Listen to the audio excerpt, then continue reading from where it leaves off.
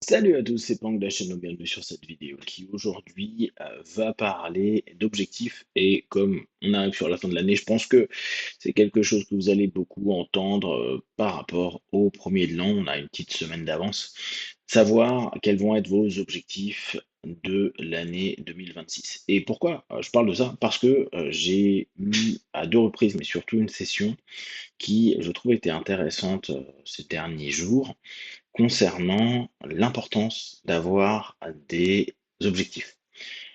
Beaucoup de personnes ont des objectifs à long terme. Et on peut clairement se dire, bah, c'est cool parce que tu crées des sous-objectifs qui font que tu avances petit à petit et en gros, tu vois un petit peu sur ta ligne du temps comment bah, ça se valide, comment ça avance, qu'est-ce qui est plus positif, etc., etc. On peut très bien se stimuler en se disant, voilà, j'ai un objectif à 3 ans, 4 ans, 5 ans, ou plus.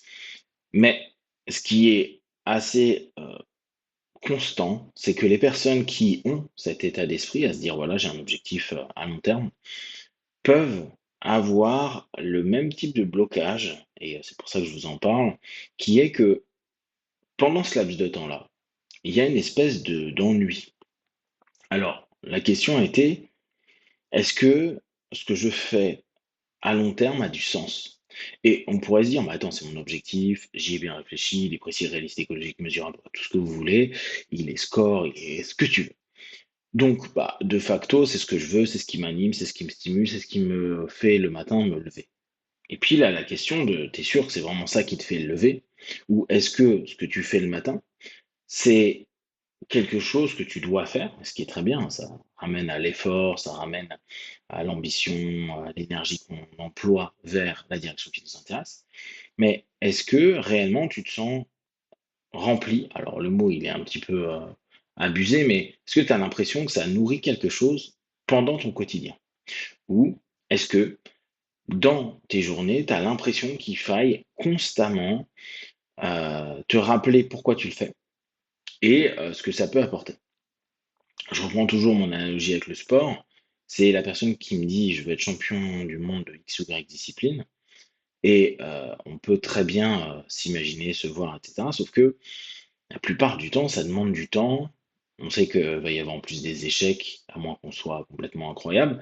Et on va prendre la partie haute, parce que ceux qui deviennent champions du monde, c'est pas moi, hein, par exemple. Euh, et vous regardez que dans cette partie haute, va y avoir un hyper focus au début, mais le quotidien fait que c'est pas toujours hyper simple. Faut se le rappeler. Et souvent, il y a des moments où on se dit mais pourquoi je fais ça? Alors bon, on revient sur ce phénomène à long terme en se disant oui, oui, mais c'est mon objectif, c'est d'être champion du monde. Ouais, mais ça donne pas forcément un sens au quotidien.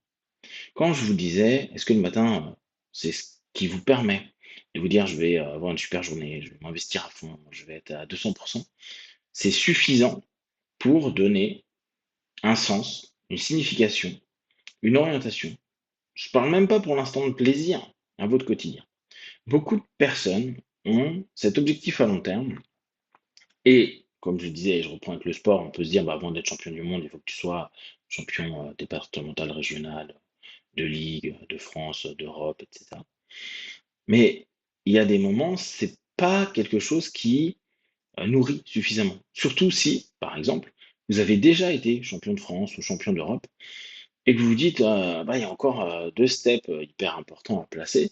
Mais du coup, repartir à faire, alors bon, selon les styles de sport, vous n'allez pas nécessairement refaire les France ou les qualifs pour les France, mais il y en a, on doit le refaire. Donc du coup, il y a ce truc à se dire, ouais, bon, bah, je vais le faire, mais ça me saoule. Mais j'ai pas envie, mais parfois on arrive même un peu trop sûr de soi à se dire, ouais, c'est bon, ça fait 10 fois que je les gagne, les qualifs, j'aurais aucun problème d'y aller. Ce manque de, j'allais dire, de nourriture interne, psychique, émotionnelle, intellectuelle, ce manque de challenge. Et je pense que le mot challenge, il est intéressant, de défi, d'éléments qui vont vous stimuler. Et je sais qu'il y a parmi vous des personnes qui me disent non, mais moi, je veux être tranquille dans la vie. Et je le comprends totalement. Mais dans ce cas-là, vous n'avez pas ce type de problème avec un manque de vitalité au quotidien.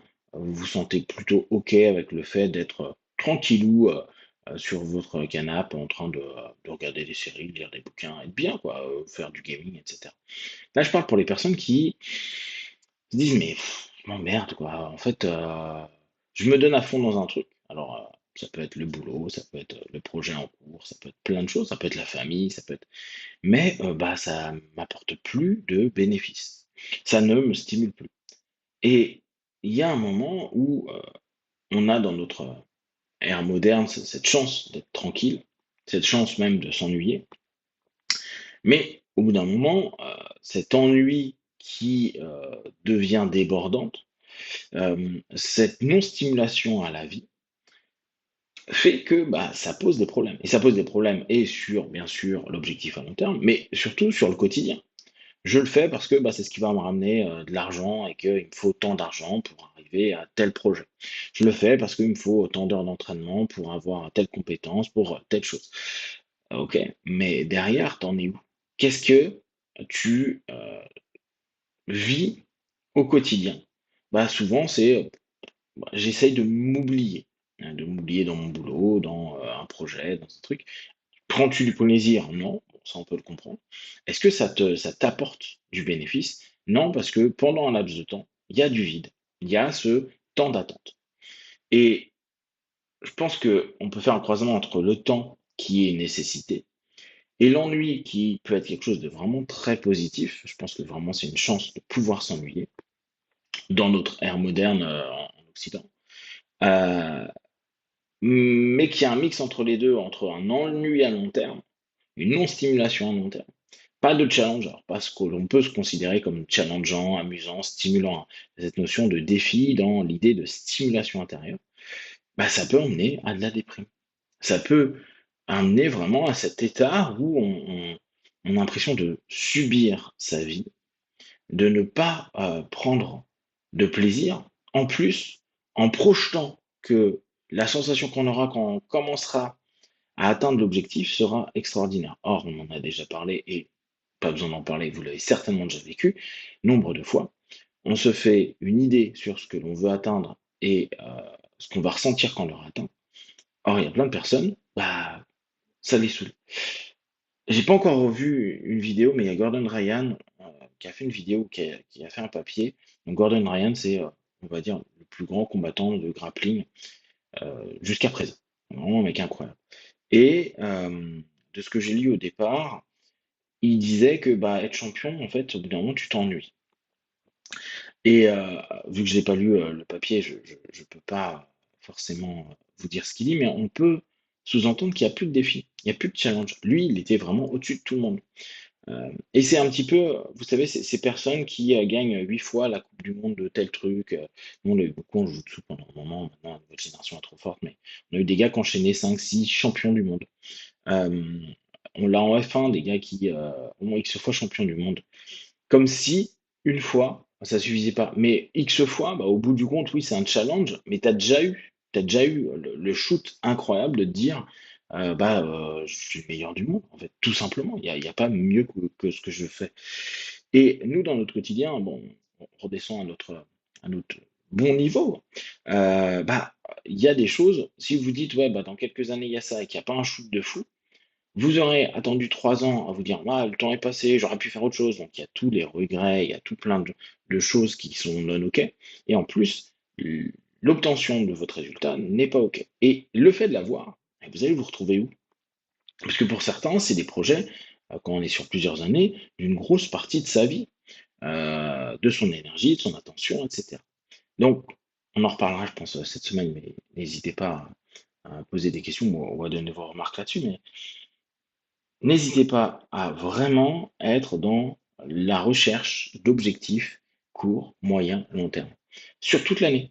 Et après, bah, bien sûr, sur X années, ce que je vais faire cette année va nourrir ce que je vais faire en 2027, 28, 29, et pour avoir ce gros projet-là.